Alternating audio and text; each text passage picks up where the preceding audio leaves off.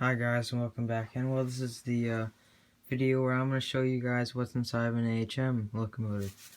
That one right there is AHM, so I'm pretty sure that one is too, because that one has the same drive system and everything, same motors, everything's the same.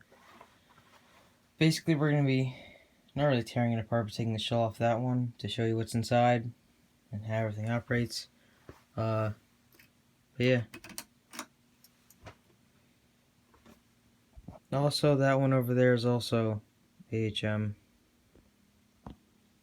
Certain AHM trains are good, and then other ones are, well, questionable. But most ones I have fired right up and work amazingly.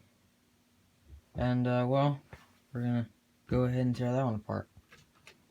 Basically, it's pretty simple. There's basically a drive unit down here, gearbox, cover right there, wheels, contact points in there.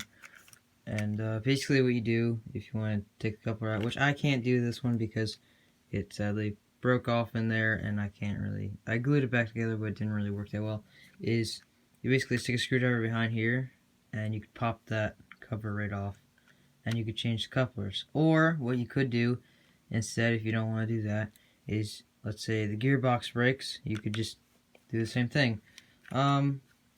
Same thing on this side. Obviously the shell. Usually what they'll do in this kind of locomotive is they'll shove a weight up there. All the GP7s I have, they've put a weight in there, in the shell, and also in the frame. But I take the ones that are in the shell out because I don't really need them. But yeah, it's pretty easy. Usually there would be a motor there, but I gutted this one for parts, and here's just, for example, a different kind of motor that would be in it, but this one doesn't have the other drive shaft thing on the other side. So yeah, this motor is obviously destroyed. This is one of the ones that actually tore out of one of the other engines I have.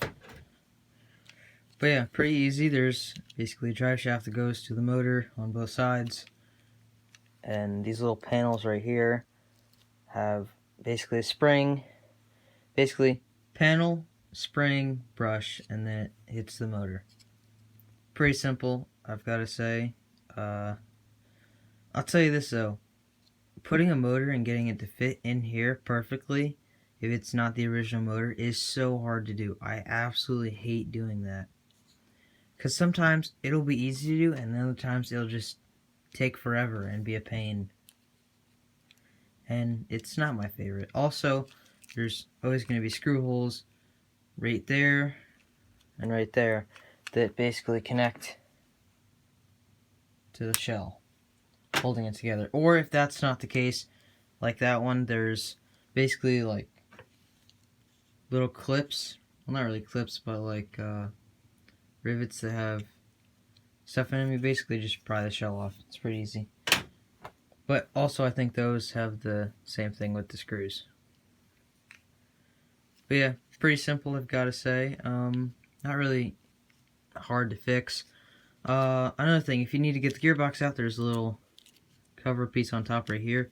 You just get a screwdriver, stick it underneath there, and this will pop right off. Don't pull it out too far, just pull it out enough so it comes off, and then you just pull it off, because if you pull on it too hard, it'll break, obviously. But yeah, pretty easy, I've got to say. Easiest trains to work on I've ever worked on, I've got to say. I'd say steam engines are the #1 thing I hate to work on, because there's just so many parts and it's so complicated to do. So you probably won't see me working on any steam engines because I don't like working on steam engines at all. But yeah, more train fixing videos in the future. For now, this will be our only one until I get something that's broken or doesn't run. So we'll see you next time, and well, I guess I'll just see you next time. Bye.